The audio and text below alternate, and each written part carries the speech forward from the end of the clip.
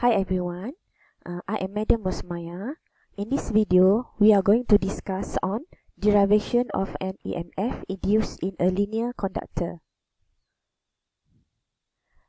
We are going to discuss this for two cases. The first case, the conductor is moved perpendicularly with the magnetic field. Refer to the diagram here. Look how the wire is moved. It is moved perpendicular with the magnetic field B. From this 3D diagram, we are going to convert it to 2D diagram. So the cross here means that the direction of the magnetic field is into the screen. Then a linear conductor is drawn perpendicularly to this magnetic field. And it is connected to the galvanometer. So the conductor now is moved perpendicularly with the magnetic field. Means it is moved to the right. So the EMF induced, the EMF will be induced in the conductor when there is a motion. So let's say the distance moved for this conductor is x, and the length given as L, the length of the conductor. So the area covered by the movement is a shape of a rectangle. So the area here is Lx. So from the magnetic flux equation, we substitute the area equals to Lx into the equation. So the magnetic flux phi equals to Blx.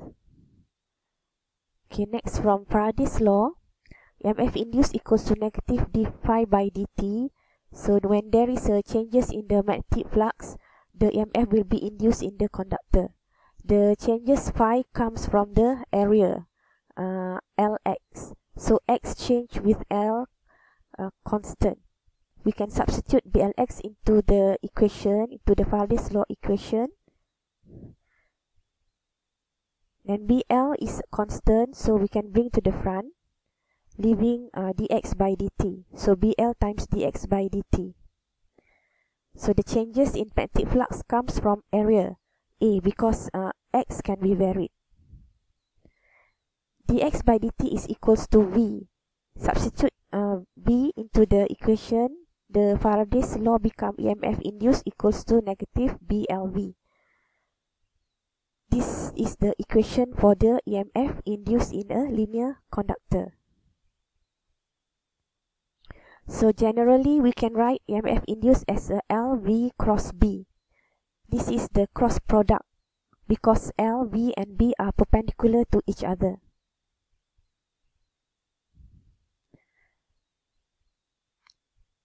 We can use Fleming's right hand rule to determine the direction of induced current. So the Fleming's right hand rule in such of way that the thumb and the pointer finger and the middle finger is arranged 90 degrees or perpendicularly with each other. Thumb shows the direction V that conducting wires move, and the pointer finger shows the direction of the magnetic field B, and the forefinger shows the direction of the induced current. From the diagram just now, okay, position your hand so that your thumb shows the direction of the motion of the conductor, which is to the right, and your pointer finger shows the direction of the magnetic field, which is into the screen. Direction is into the screen. And lastly, the forefinger shows the direction of the EMF induced. So refer to the conductor here. Direction of the induced current is in the anti-clockwise motion, and for the conductor itself, we say that direction of the current is upward.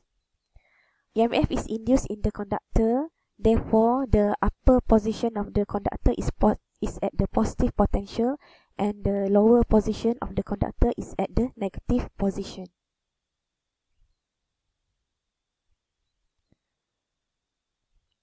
For the second case, we will discuss for the conductor move at a certain angle with the magnetic field.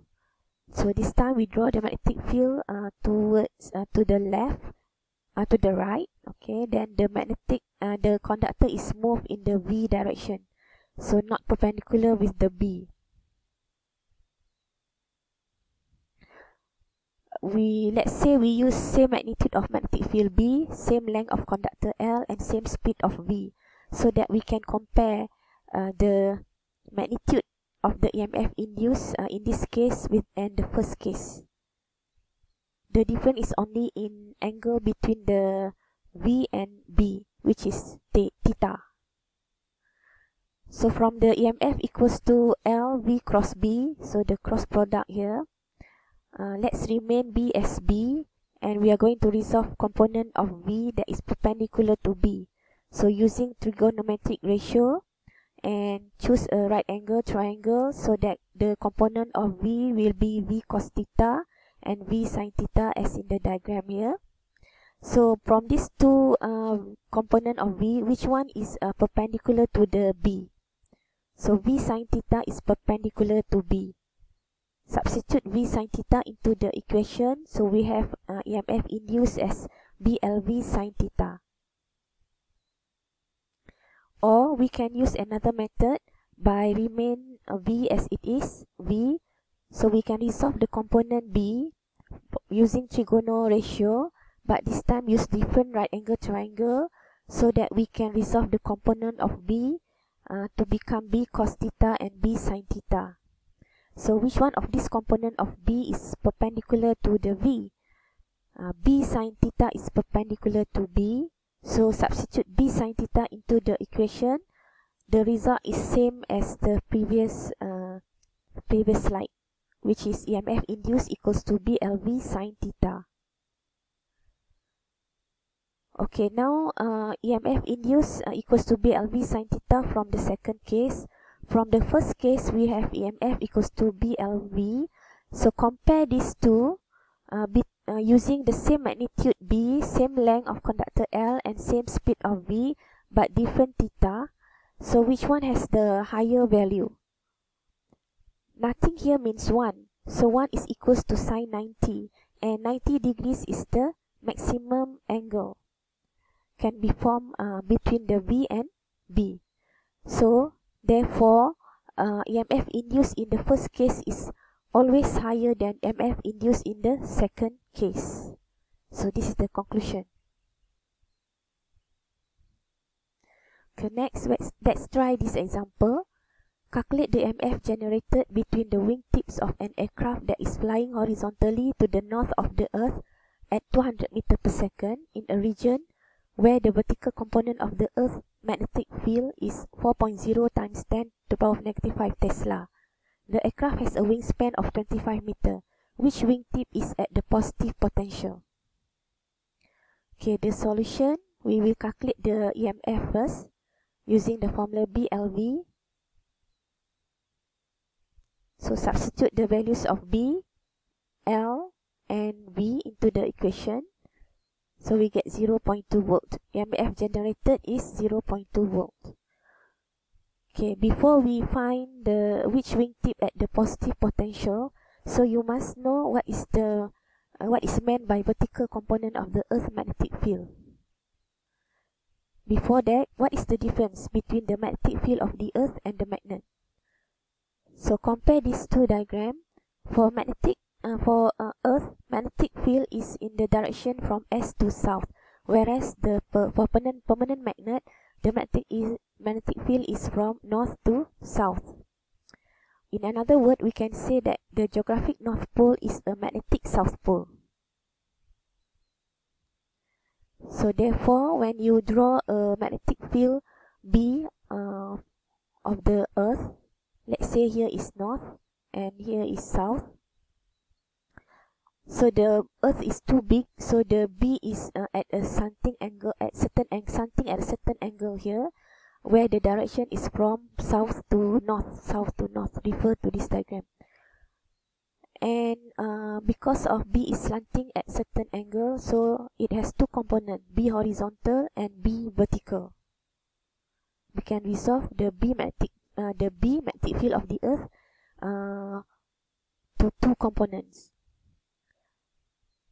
So from the top view of the Earth here, we can draw this way. This is the Earth, west, east, and north. So the thumb shows the direction of the aircraft moving to the north. So this is V, and the pointer finger shows the B vertical direction into the screen. And lastly, the forefinger shows the direction of I induced in the wing tip of the aircraft. Wing of the aircraft. So the EMF is induced in the wing of the aircraft. So at the west wing tip, it has positive potential, and at the east wing tip has a negative potential, because direction of the I induced is this way. So we can say that induced EMF is from the east wing tip to the west wing tip. Therefore, the wing tip on the west is at a positive potential. Okay, let's try a second example. A 0.20 meter length of wire moves at a constant speed of 5 meter per second at 140 degrees with a 0.4 Tesla magnetic field B. What is the magnitude and direction of the induced EMF in the wire? So we do the magnitude first. Before that, we draw diagram first. This is a length of wire. Direction is let's say in this direction, speed V 5 meter per second, and direction is 140 degrees. Okay, let's say from horizontal here. Therefore, the magnetic field is B, horizontally to the right. And the conductor is 90 degrees to the B, because this is a cross product, BLV sine theta. So the BLV is the cross product. Conductor must be 90 degrees with the B. So we can draw this in 3D diagram by showing the X, Y, and Z axis. So find the magnitude using BLV sine theta, because they are not perpendicular to each other. So substitute B 0.4 Tesla, length 0.20 meter, speed 5 meter per second, and theta 140 degrees. So you get 0.257 volt. Now the direction of the induced EMF in the wire. So for using Fleming's right hand rule, your pointer finger shows the direction of B here, and the V, choose a component V that is perpendicular to B, which is V vertical. So this is V, it has two components, V vertical and V horizontal. So V vertical is perpendicular to B, so choose this direction, upward direction. And lastly, the forefinger shows the direction of the I induced, current induced, which is into the screen, or referring to the diagram, it is along the negative Z direction.